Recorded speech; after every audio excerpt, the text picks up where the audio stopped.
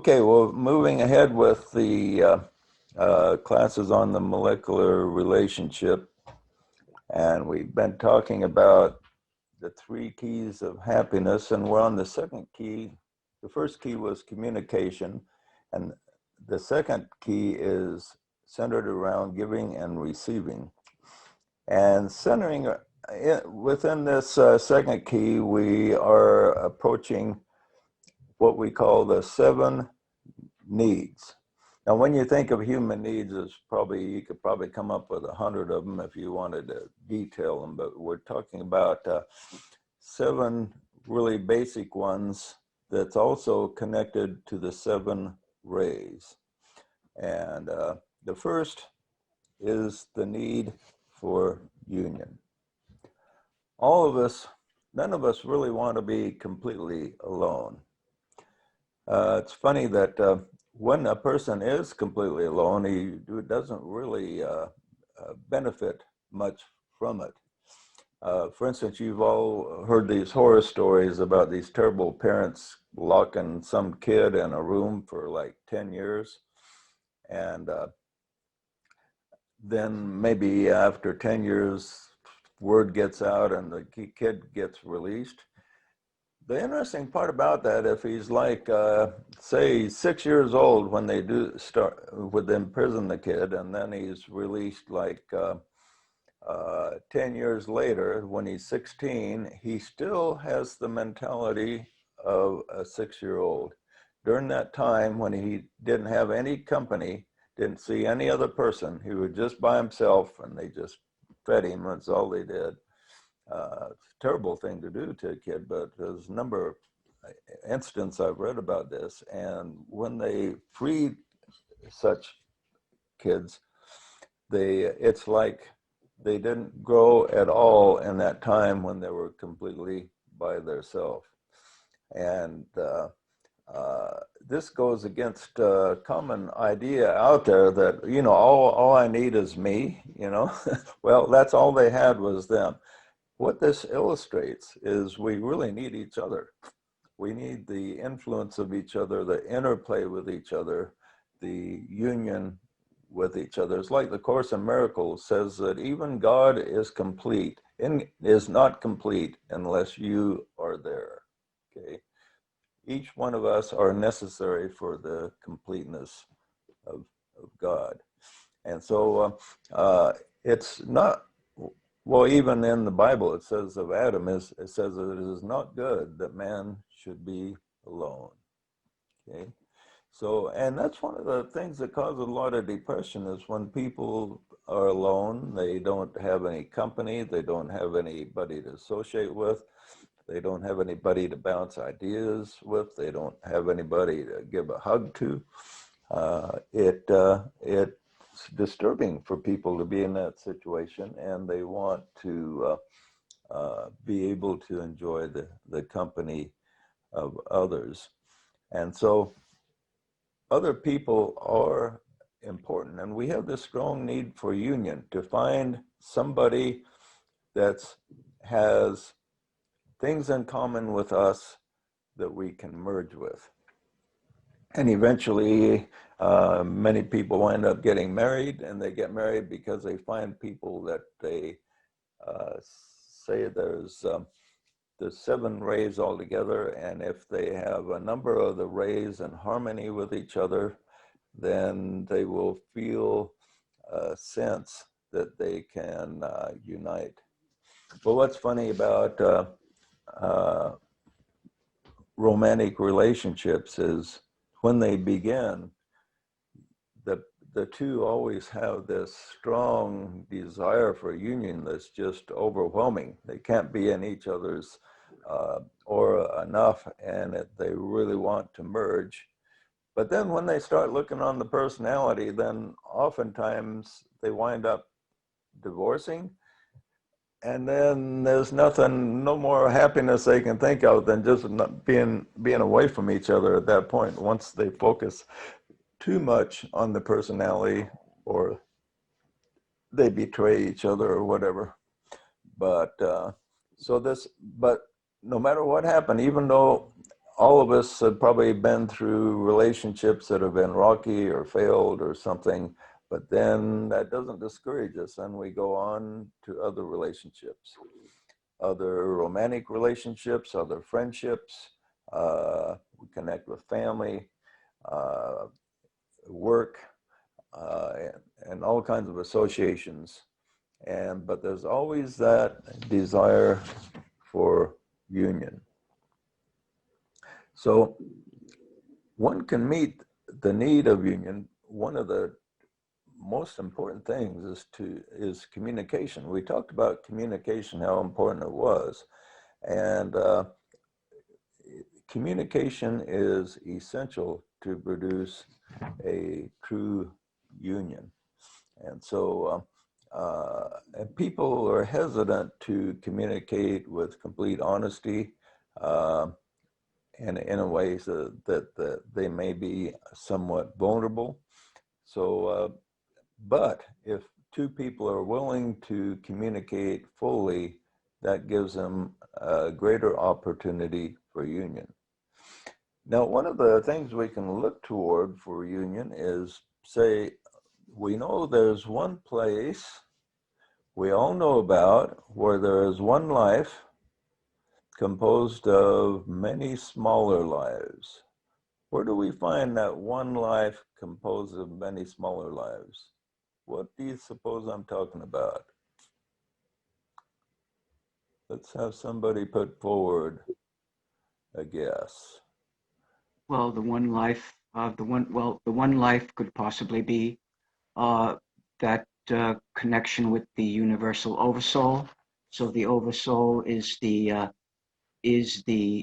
for lack of a better way of saying it, just say the parent soul, but that's not what I mean. It's more like a connection to the absolute, and the rays from that sun are the individual soul. Okay, that's the ultimate one life. I'm talking about one life that everybody understands, even the atheist. What is that one life?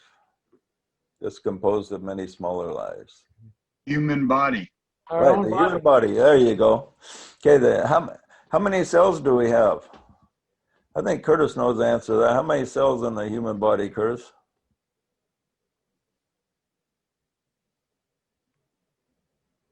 It's trillions. Right, Rick was got it. I think it's 30 trillion. Do you realize how many a trillion is? That's one heck of a lot. And there's a similar number of atoms just in one cell in the human body. So Curtis is still counting his.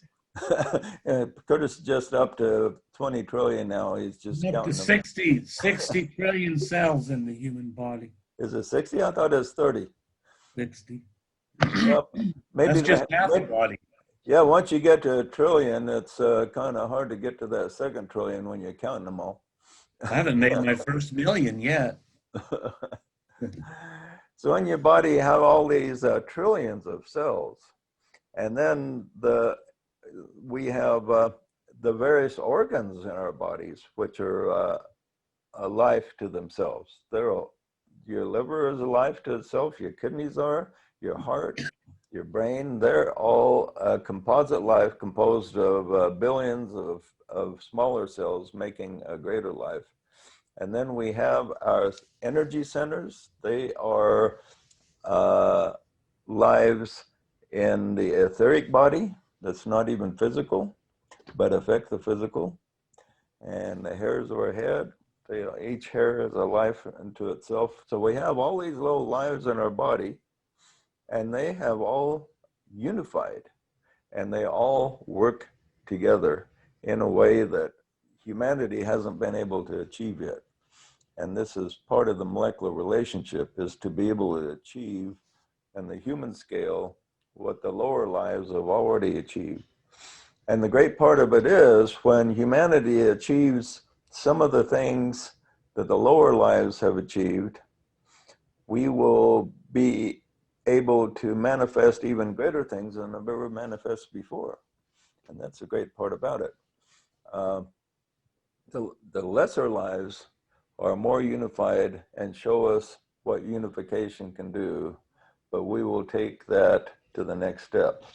And then eventually there will evolve lives higher than human that will use the molecular relationship to manifest even greater things still.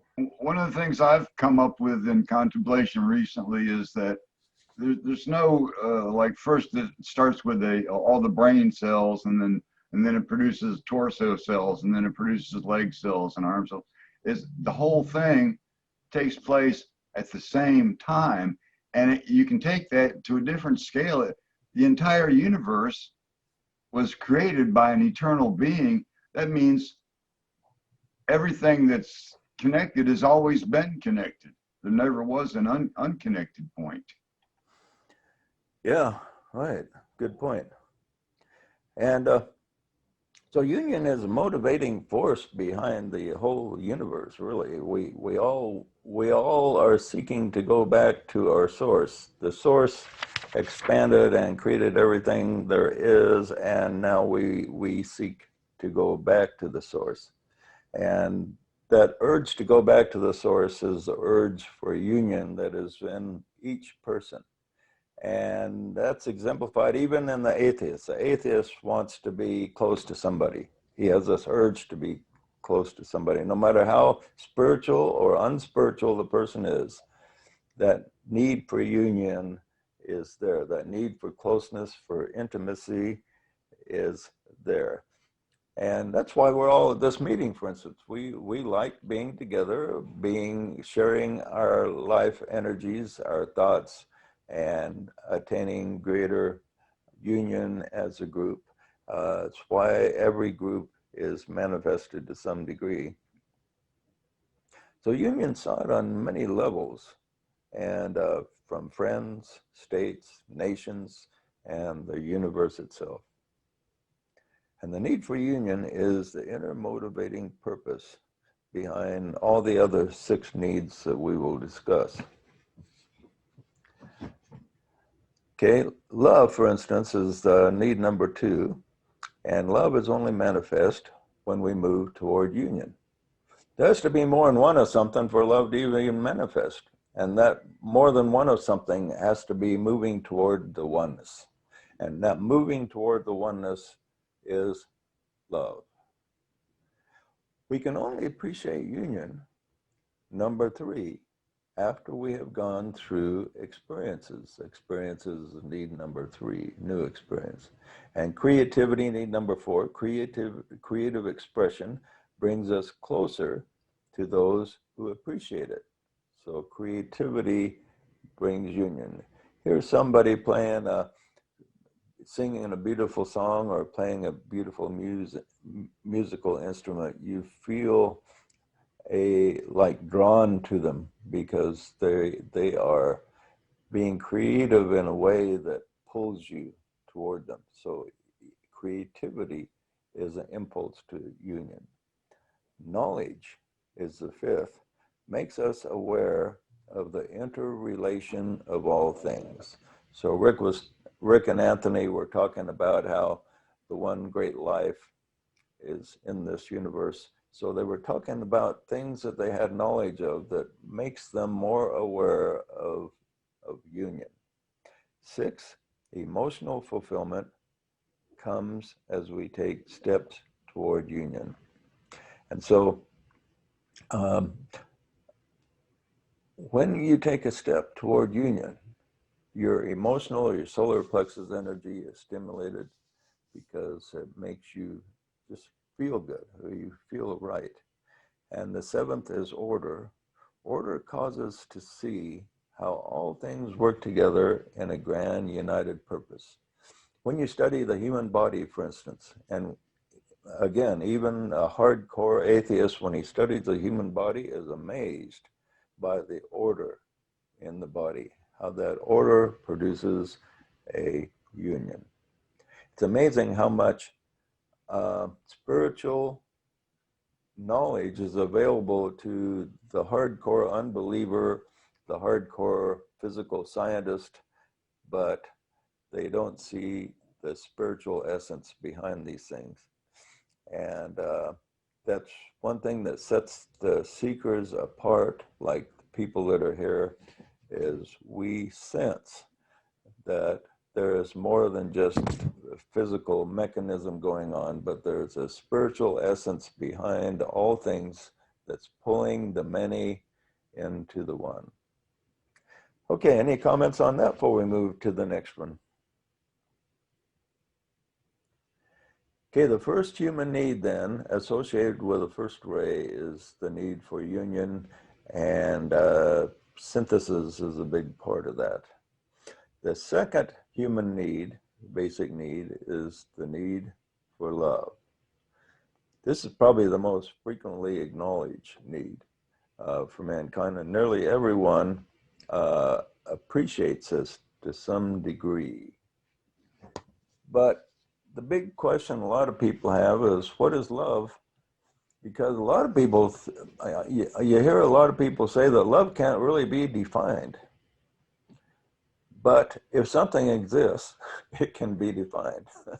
It's just that if you say you can't define it, it means you really don't understand it completely, or you don't understand it enough to articulate what it is. But everything can be put into words, for God is the Word. And if God is the Word, it means anything that exists can be put into words if the intelligence is there.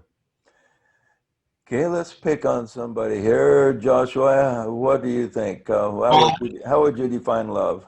Well, I was going to pick on you because this guy I know has been asking that question.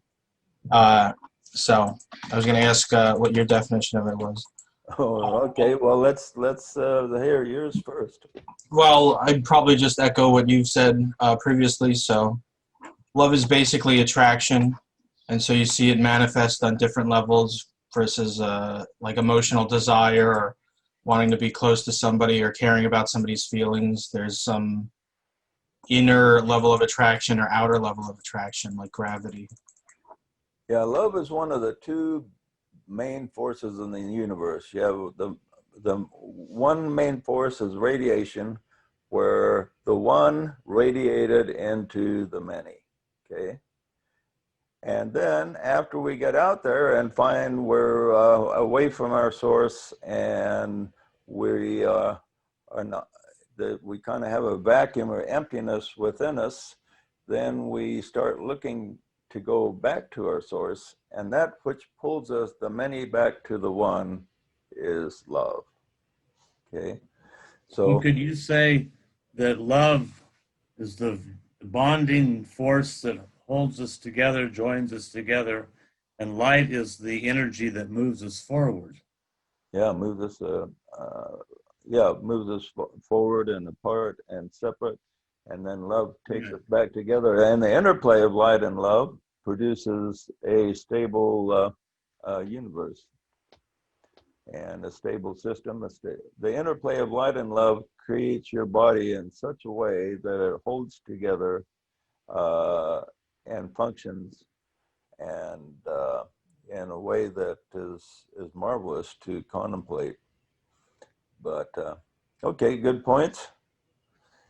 Well, there's different kinds of love, like there's your agape love, your brotherhood love, the love that the brothers have for each other, which is different than a romantic love, which has a physical, emotional bonding love between a man and a woman, which, you know. Well, you're jumping ahead, Curtis, because the next question is, there are two kinds of love. What are they? You want to articulate that again? Yeah, I'll push rewind. Well, there's your agape love, which is the love that humanity has for members of humanity have for each other, like a brotherly love, like I would have for Stacy or Rick or Anthony or my brothers, which holds us together and gives us purpose. And then there's your romantic love, which bonds the physical and emotional aspects of a man and a woman towards a strong sacred union. There's two different kinds of love. Okay, that's interesting classification, but there are two basic levels of love. And one, we could say it's connected to the soul, and one connected to the personality. So what would you say the difference between the two is there, Curtis? Well, the soul would be like the agape love, which is what bonds any two people of like mind or like, have a similar purpose or intention together on a higher level. And then the personality love is where your physical, emotional, and lower mind come into play with a man and a woman. Yeah. Your romantic love, more on an emotional Right. level. We have a little bit of overlap here because a higher love is basically the differentiation is unselfishness, and the lower love is love to satisfy self.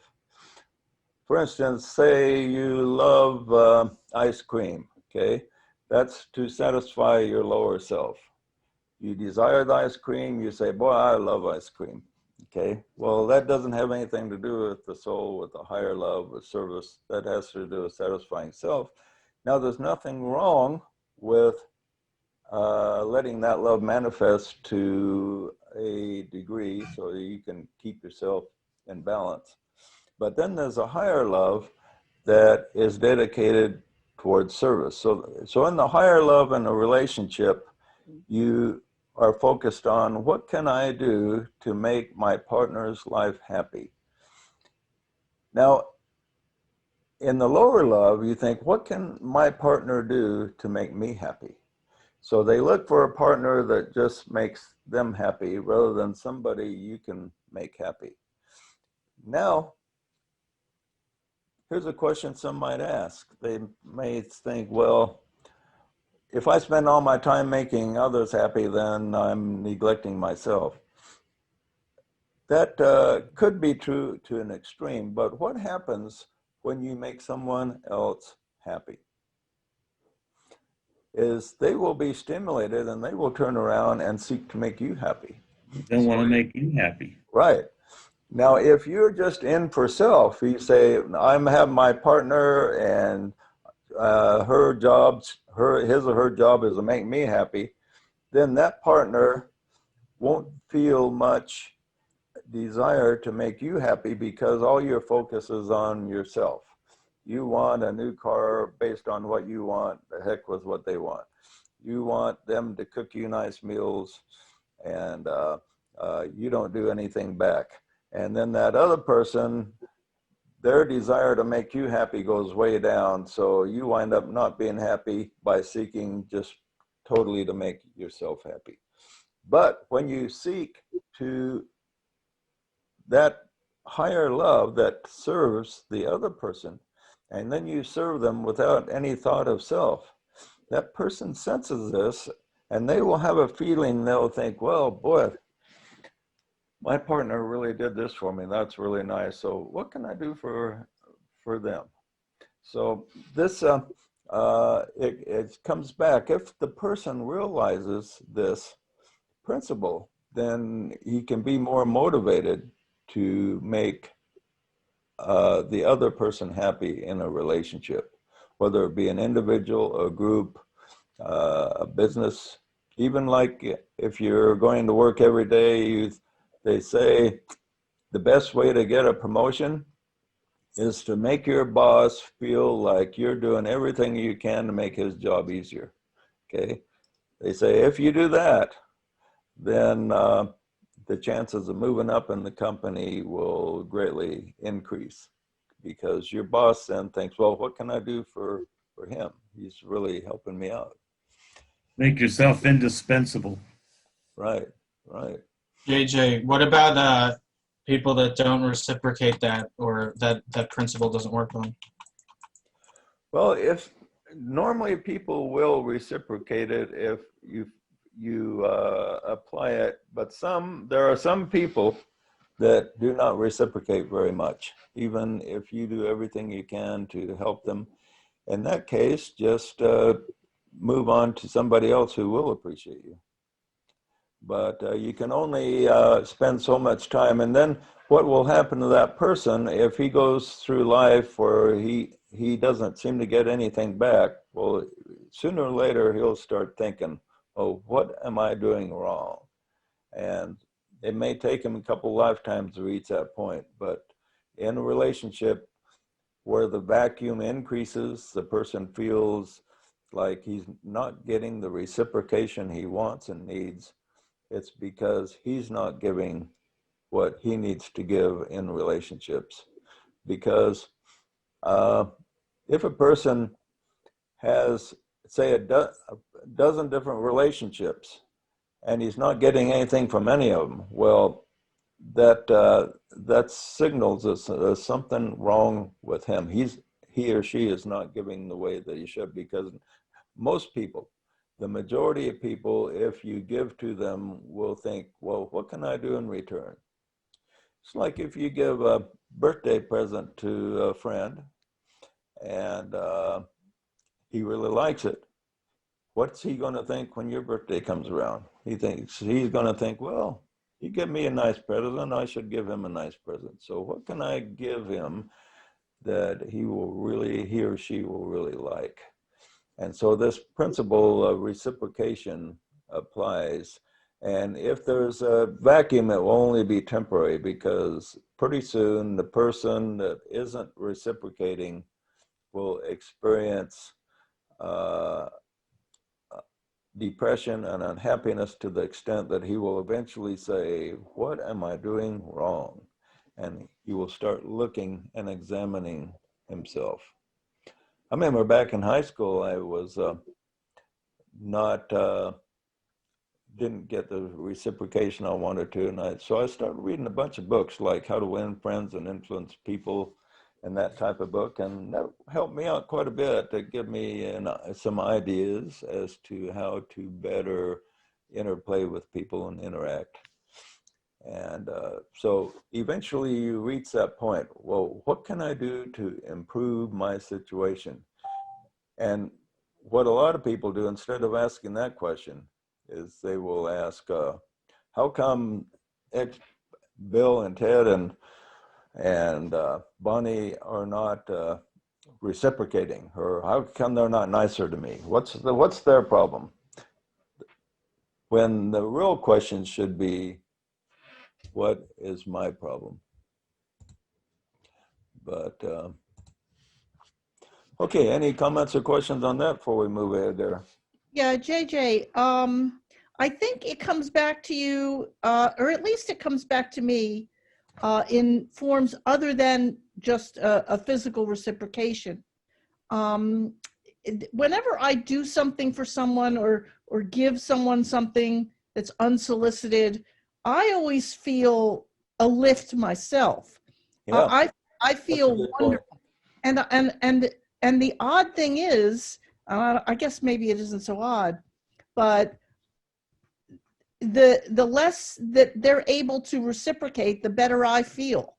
In other words, doing something for someone who isn't in a position to reciprocate really makes me feel even better. yeah, that's a really good point. And the fact that when you give a gift and the person really appreciates it, I mean, it really makes you feel good. Now, let's say that person then later gives you a gift, say a month later. What made you feel better, getting that gift, or when you give the gift and really they had a visible happiness? When What would you say there? made me feel definitely to give the gift. Right, to give the gift actually makes you feel better than getting the gift back. Right. When you get a gift back, you think, well, you want to show lots of appreciation so the person feels appreciated. But and it's nice to get a gift, but yeah, giving the gift, and especially when the person appreciates it, and nobody appreciates it more than like a little child when you give them something they really want. Watching little kids' faces open Christmas presents is always a joy. Because they are so appreciative of getting the gifts. And so that's a really good point. Okay. Well, can I just say it's my experience that it's the giver that should be thankful. That's my idea about it. Yeah. And that's a good point to end on in this need for love, is that giving is extremely important. And some people say, well, I don't have anything to give. Well, everybody's got something to give. And if you feel like you don't have anything to give, then you're not thinking correctly. Because everybody has something to give and has power to give. And we need to focus, all of us, on, well, what can I give? What can I give to people in my immediate circle? What can I give to people in my group, in my relationships, in my family? And who is in need? And if you can't think of anybody, go find some homeless guy and give him $5 or something. Watch his face glow. But you know, Yeah. also, JJ, a lot of people, when they think giving, they think materialistic giving. But really what it boils down to is giving of the self. When you can give of yourself to someone, that's a supreme of giving, as Right, opposed to materialistic giving. But most people think materialistic giving. And there's a lot of people out there that just need a good hug, like we were talking about earlier, and that alone sometimes makes a guy's day.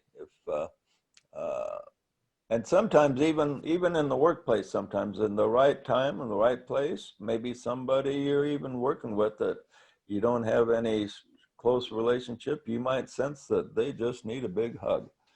And sometimes that's worth $1 million. Or giving them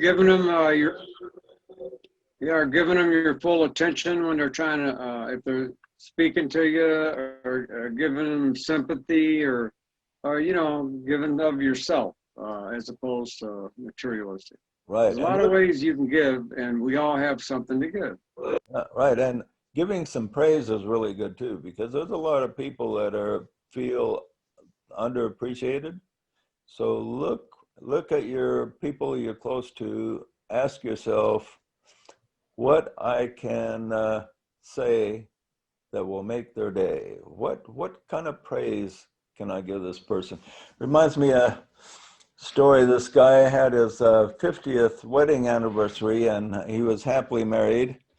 And a friend comes up to him and he says, well, what's the secret of your happy marriage after 50 years? And he brings out a stopwatch or a pocket watch. And he says, it's this pocket watch. He says, and the person says, well, how in the world is a pocket watch a key to happy marriage? And he says, look at the engraving that I look at every time I look at the time. And he looked at the engraving that the guy had to see every time he checked the time, and it said, say something nice to Martha. So every time he checked the time, he was reminded to say something nice to his wife. So he checked the time, say something nice to Martha. So that reminded him to go say something nice to his wife. And he says that was the secret of his 50 years of a happy marriage. So just sometimes we do need to be reminded to just say something nice to people. And people, it can make people's day to hear something, some pleasant or some note of appreciation. Well, speaking of time, I was just going to say, sometimes the greatest gift you can give someone is just your time. Yeah. You know, spend time with people that are lonely or that need someone to talk to. And if you just learn to just listen, you know, sometimes listening is the greatest gift. Okay, now the third basic need is a need for experience and new experience. This is one that a lot of people don't think of very much, but yeah, we sometimes get in a rut and doing the same things over and over, and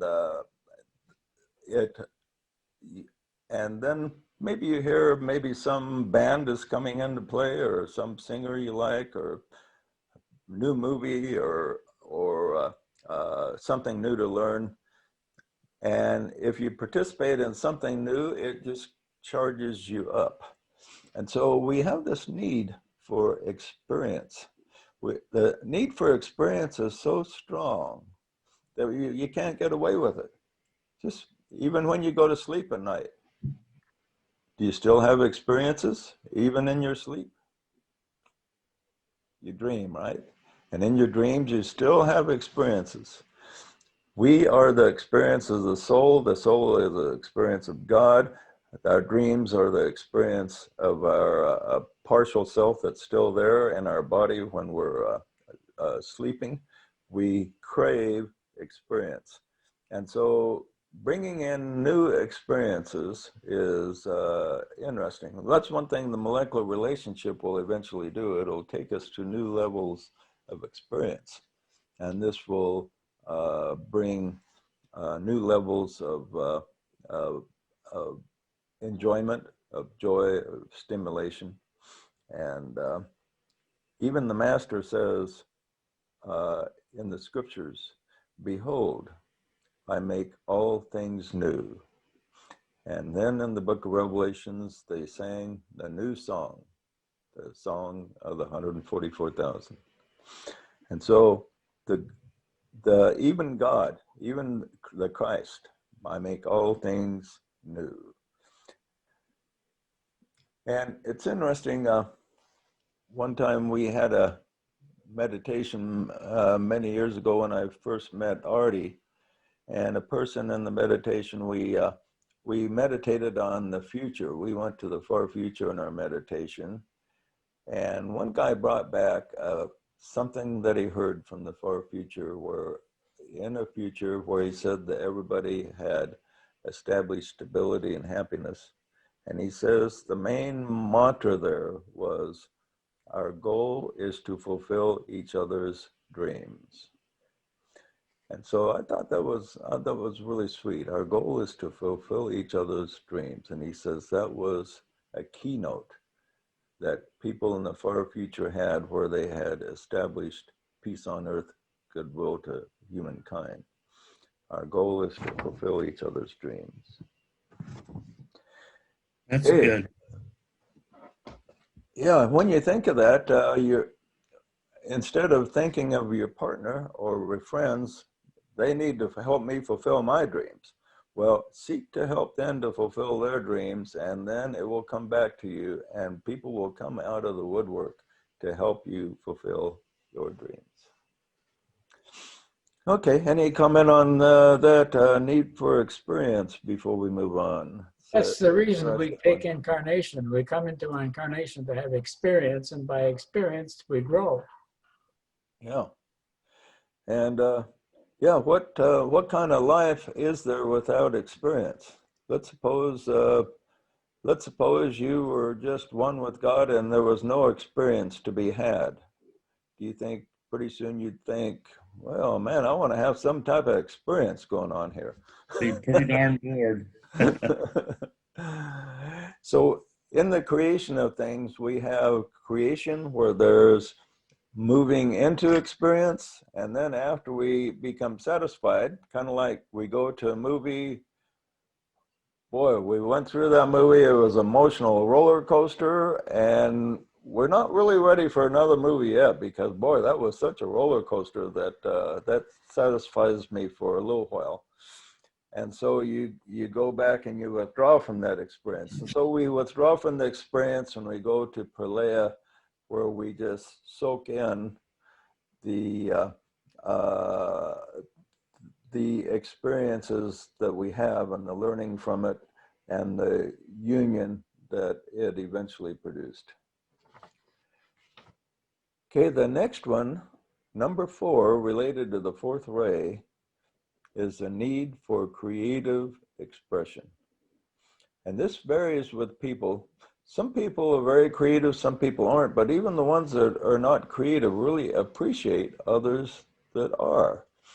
Say, if you're not musically inclined. If you don't play any musical instrument, you're not a good singer. Well, maybe you have a favorite band, a favorite singer. You really appreciate people that can do it.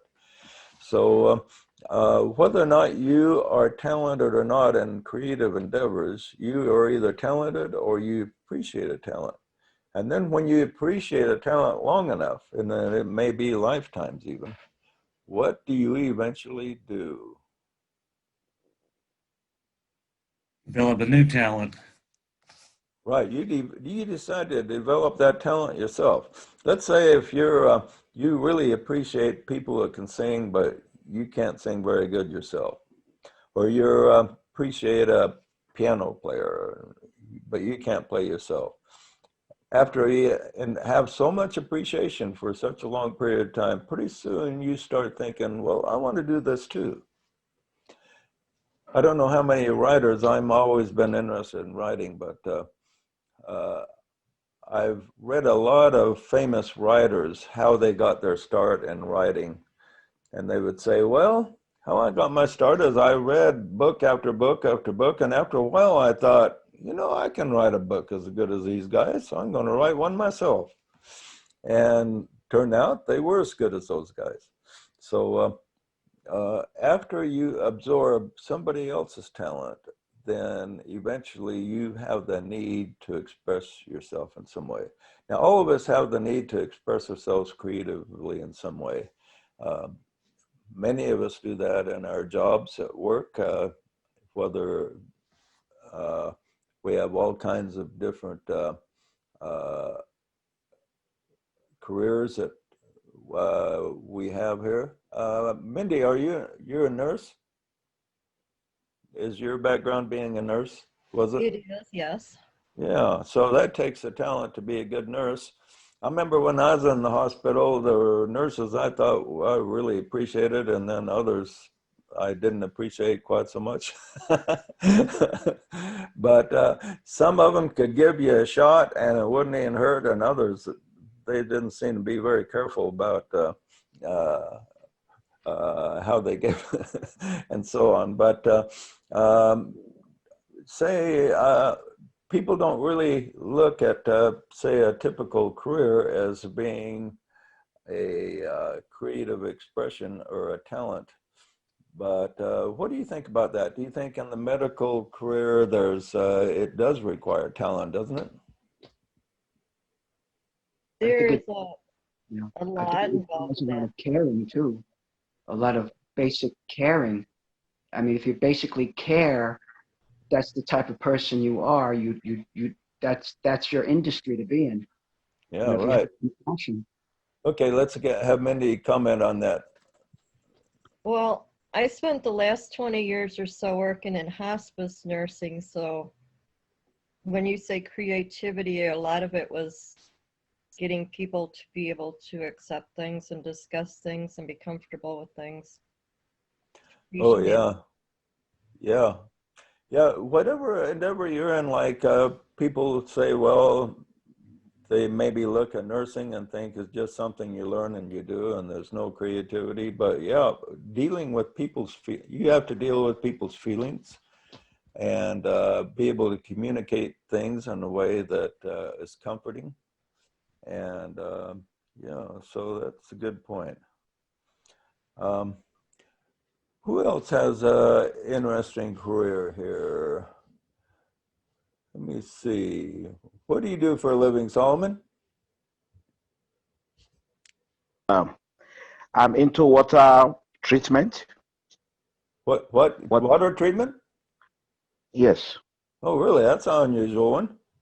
Does that take any creativity? Does that take any creativity? Yes, it does, because Because you first think of all, it's I need, water treatment, but that doesn't require any creativity. That's what people might think. But let's hear your side of it. yeah, because no one solution solves all water problems. So first of all, you have to look at the water source. Yeah, you do your water analysis. Then the water analysis give you an idea of the different technologies to put together. So your own water may require a combination of certain technology or principles.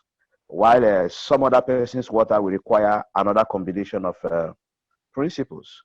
So if you have iron in your water, for example, I can't use a simple reverse osmosis to treat your water if you have iron in your water. So that is just the way it is. Yeah, people don't. People see all these different careers and they think, well, you know, they associate creativity with music or something like that, or maybe writing. But there's opportunity for creative expression for everybody, no matter what their talents are. Like I've been a salesman most of my life, so is Curtis, and we both understand it takes a lot of creativity to be a good salesman. Wouldn't you say, Curtis? Is he still there? Oh, okay. Well, he's gone. But yeah, anybody else been a salesman in the group besides myself and Curtis? I have to some degree. Oh, have you? Yeah. It takes a lot of skill. And they say some of the sales classes are very interesting. One of them that Curtis and I attended in a company we work for, the guy said something that kind of impressed us.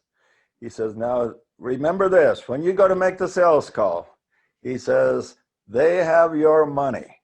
So what your job is to get your money from them, because they have your money. You got to think that way. They have your money and you got to get it from them. And Curtis and I got a bang out of that. We thought, well, that's an interesting way to look at it. You know, we'll sell them this product because they have our money that is going to be exchanged for this product. We just got to convince them that of that idea. But yeah, it takes a lot of creativity to engineer people's minds toward desiring a product enough so that they will voluntarily buy it. Just for example, in what I've done in a lot of my my life. Okay, any other comments about creativity in your particular line of work? See who else is here might. Speaking of water flow is a good way to actually observe love, the physics of love. If you were to turn on a stream at the sink, a very narrow stream, the smallest possible, and not be drips, but a continuous stream, you'll notice that it creates a spiral on that stream, like this. Yeah. And that spiral is caused by love. By love. Huh? So next time you flush the toilet and it goes down the drain, that's love in action. Yeah, weird. Okay. Yeah, I bet people can relate to that with some of their marriages, right? Yeah. Yeah. So Adam, what are you doing right now for a living? You're starting a new company, working for a new company, right?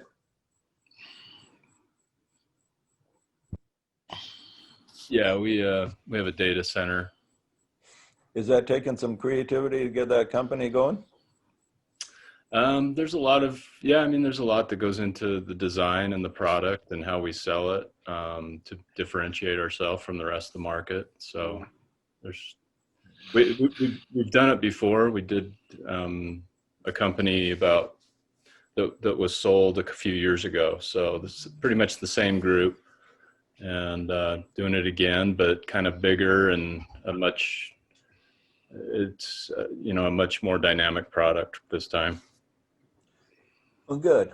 So creativity, people often associate it with writing, music, or art, but it extends far beyond that. And so what we need to do is see in our normal everyday lives every way that we can be creative.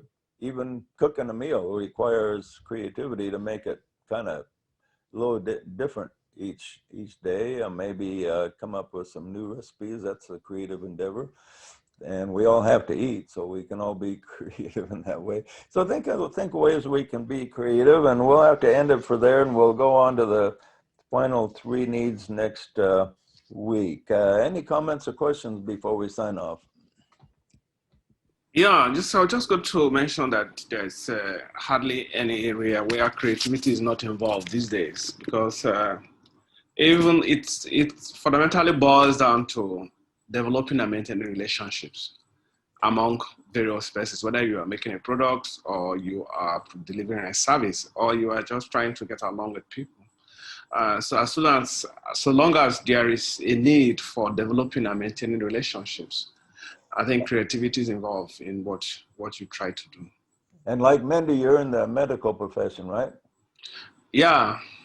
And that probably, like we were telling Mindy, you probably use some creativity in that profession also. Yeah, no, absolutely. Every patient encounter is like an experiment, and therefore it's not.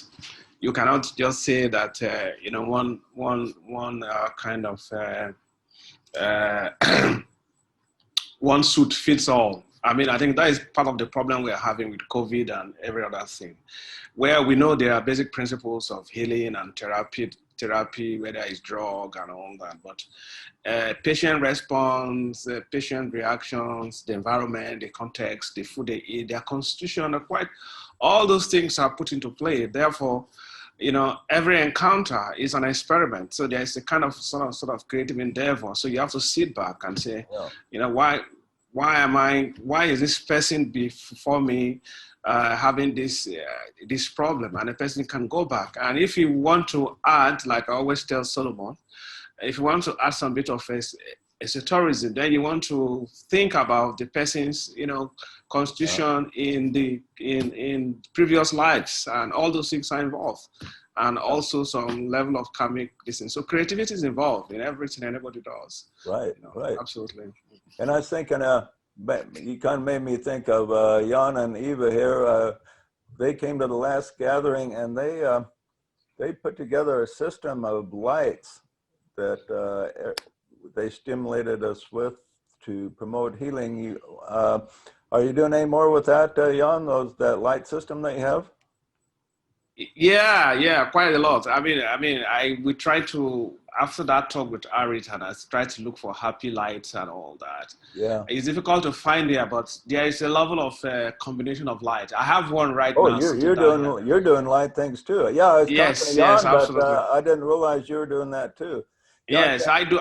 I do quite a lot of things. I do quite a lot of things. Wow. It's difficult for me to come out in the open as a conventional doctor with a license and all that to claim quite a lot of things. But I do quite a lot of combine many of these things and all that. Well, energy, massage. You got to talk to Jan and Eva here. They're into that. Jan, tell us about your light system there, how you used it at the gathering. Basically, this is a crystal lights. That's what we called. There's a diodes and the crystal. Every single crystal cut a little different to the energetic point in the body, and simply people they absorb during the sessions. They're laying down. They're very peaceful. They listen to music, and that's what it's all about. Yeah, you and Terry could probably exchange ideas there. It sounds like kind of interesting. Okay, any other comments or questions? We're near the end of our session here. Yeah, I had one for possible. It would have to be a future meeting, but for the last 20 years, I've pictured myself living on a floating city of light with all these people in this group and more. And I'm wondering now, what can you envision happening from spawning out of this group in the next 50 years? What do you see our future being? Well, that'd probably be a good question to bring up next week. I think I'll probably have to go overtime if we start delving there. So hold that thought for next week there. Yeah, that's why I said for a future meeting. Oh, yeah, right. Good idea. Okay. So Well, you've been a good group today, good vibes with everybody, and we will see you all being well next Sunday at 10 a.m. Mountain Standard Time. Everyone. Glad everybody's adjusted to the time zone change finally. Good night, everyone. Thank you. Thank you. Bye-bye. Thank you. Take care. Good night. Bye bye. Good night. Bye. Bye. Thank you.